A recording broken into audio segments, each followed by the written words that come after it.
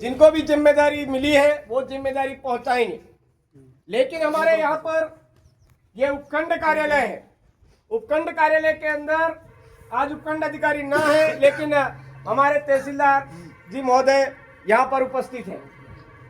मैं बार बार ये बात कहता हूं कि हमारे इलाके में 5वीं अनुसूची के जो प्रावधान है उनके बारे में यहाँ पर जो अधिकारी कर्मचारी आते हैं उनको ध्यान नहीं रहता है। वो सिविल एरिया के अकॉर्डिंग हमारे यहाँ पर बात करते हैं और हमारे लोगों को धमकाने डराने का प्रयास करते हैं। मैं आपको और सरकार को यह अवगत करवाना चाहता हूं कि हमारे पूर्वज पुरखों ने लड़ाई ली, कुर्बानी दी, तब जाकर के शेड्यूल एरिया 5वीं अनुसूची के प्रावधान हमको मिले हुए हैं। उसमें स्पष्ट प्रावधान है, यहाँ पर धार्मिकता का कोई अगर मामला है उसके संरक्षण के लिए अगर यहाँ के लोगों को निर्णय लेना है तो वो जाजम पर जो निर्णय लेंगे वो सरकार को मानने पड़ेंगे।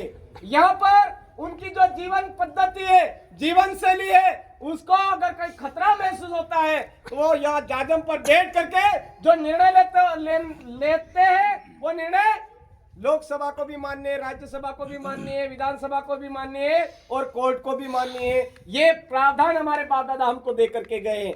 अब बात आती है जमीन को लेकर के, तो जमीन से संबंधित जितने भी मामले हैं वो सारे के सारे हमारे शेड्यूल एरिया के लोगों को ग्राम सभा को दिए हुए हैं। शेड्यूल एरिया की ग्राम सभा को प्रावधान सारे के सारे दिए हुए हैं। आज इस सुहागपुरा ब्लॉक के अंदर हमारे लोगों को गुमराह करके हमारी काकड़ व्यवस्था को जंगलात नहीं मान रही है, वन विभाग के लोग नहीं मान रहे। आपके माध्यम से उन तक भी ये मैसेज पहुंचाना चाहता हूं कि हमारे यहाँ पर जो काकड़ व्यवस्था है वो राजस्व रिकॉर्ड से पुराना है। काकड़ व्यवस्था के अकॉर्डिंग हमारे गांव की सीमाएं तय है। रूढ़िगत ग्राम सभा का हमको पावर है। आर्टिकल 13(3) का के तहत हमारे यहाँ पर रूढ़ी प्रथा को विधि का बल प्राप्त है।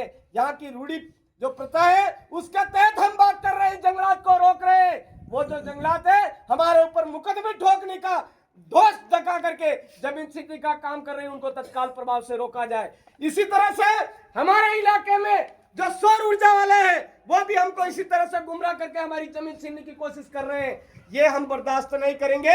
इसी तरह से रिको के लेकर के आज हमारे लोग कितने समय से यहाँ पर पेनल्टी भर रहे हैं, उनके नाम पर जमीन आवंटित नहीं हुई है। कल परसों व्यक्ति आए, उनके नाम पे गैर आदिवासी जिनके नाम हो ही नहीं सकती उनके नाम पे जमीन आवंटित हो गई है। और ये जो रिको है ये आज चाहे कितनी भी बड़ी संस्था हो, कितना भी बड़ी कंपनी हो, कितना भी बड़ा संगठन हो, लेकिन शेड्यूल एरिया के अंदर समता बनाम आंध्र प्रदेश 1997 का जजमेंट बोलता है कि यहाँ पर कोई भी संस्था, संगठन या कोई भी संस्थान, कोई भी एनजीओ या एक व्यक्ति है और उस व्यक्ति को ग्राम सभा की परमिशन के बिना जमीन लेने का अधिकार नहीं है। ये हमारा यहाँ का जो शेड्यूल एरिया से संबंधित जो जजमेंट आए हुए वो बोलते हैं। हम चाहते हैं महोदय आपके माध्यम से हमारे यहाँ पर बंजारी में जो जमीन आवंटित हुई है वो गलत तरीके से हुई है।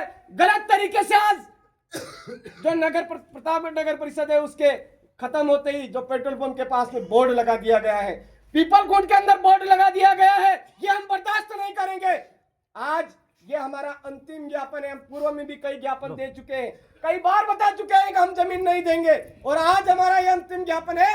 इस अंतिम ज्ञापन पर भी कलेक्टर साहब अगर जमीन आवंटन का काम निरस्त नहीं करते हैं, हमारे इस जिस कार्यालय के आगे हम खड़े हैं, इस कार्यालय के माध्यम से जमीन जो रिको के नाम पे आवंटित हुई है उसको निरस्त नहीं किया जाता है, आने वाले समय में हम हाई कोर्ट में जाएंगे, सुप्रीम कोर्ट में जाएंगे और जिसने ये कानून के खिलाफ काम किया है उसको उल्टा लटका करके छोड़ेंगे। ये हमारी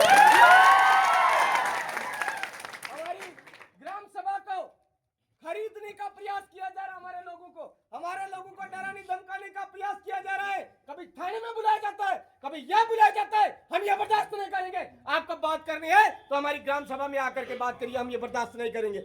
ये हम यहाँ इस कार्यालय के आगे कहना, हम शांतिपूर्ण और संवैधानिक तरीके से किसी भी यह जमीन का मैटर होता है, हमारे सुहागपुरा ब्लॉक हो, चाहे दमोदर ब्लॉक हो, चाहे अर्नोद हो, चाहे दलोट हो, हम संवैधानिक तरीके से बात करते आए और करेंगे। हमारे बाप दादाओं ने लड़ झगड़ करके जितनी भी कुर्बानियां देनी थी उन्होंने दे दी, लेकिन हमारे लिए आज कागज और कलम की ताकत और संविधान की ताकत हमको दे करके गए हैं। उस संवैधानिक ताकत के आधार पर हम आज आपको लिखित में ज्ञापन दे रहे हैं। इसमें हमारा दुख दर्द है वो हम आपको सौंपेंगे। आपके लिए हमने, हो सकता है कभी इंग्लिश में आपको समझ में नहीं आए, इसलिए उपखंड जो कार्यालय का है वो ज्ञापन हमने हिंदी में लिख करके दिया सारे एजुकेटेड पर्सन है, हमारे इंग्लिश इंस्टीट्यूट एलाइट इंस्टीट्यूट को संचालन करते हैं, इंग्लिश सिखाने का काम करते हैं। आज विधानसभा के एमएलए हमारे यहाँ पर बैठे हैं, जिलाध्यक्ष बैठे हैं, हमारे वरिष्ठ साथी कांति भाई आदिवासी जो जल जंगल जमीन को लेकर के बैठे हैं, हमारे पूर्वज पुरखे जो रूढ़ी प्रथा को अच्छी तरह से जानते हैं वो यहाँ पर बैठे हैं। वो उन सब ने मिलकर के ये ज्ञापन तैयार किया है। पूरे गांव वालों की तो आपने सुनी नहीं, अब हमारा पूरा समाज, ब्लॉक का समाज है वो आप इनके साथ में खड़ा है। तो आपके लिए हिंदी में लिखा है और कलेक्टर साहब को इंग्लिश में लिखा है, आयुक्त साहब के लिए भी हम इंग्लिश में, और दोनों तरह की चीजें हमें आने वाले समय में हम कोर्ट में भी इसी तरह से रीट दायर करेंगे। हम चाहते हैं कि माननीय महोदय आप हमारे यहाँ पर एक शासक की तरह व्यवहार नहीं करेंगे। हम यहाँ के मालिक हैं, हमारे साथ मालिकों का व्यवहार करते हुए हमको न्याय अवश्य देंगे। इसी आशा और विश्वास के साथ में आपको भी खूब खूब जोहार हम आपसे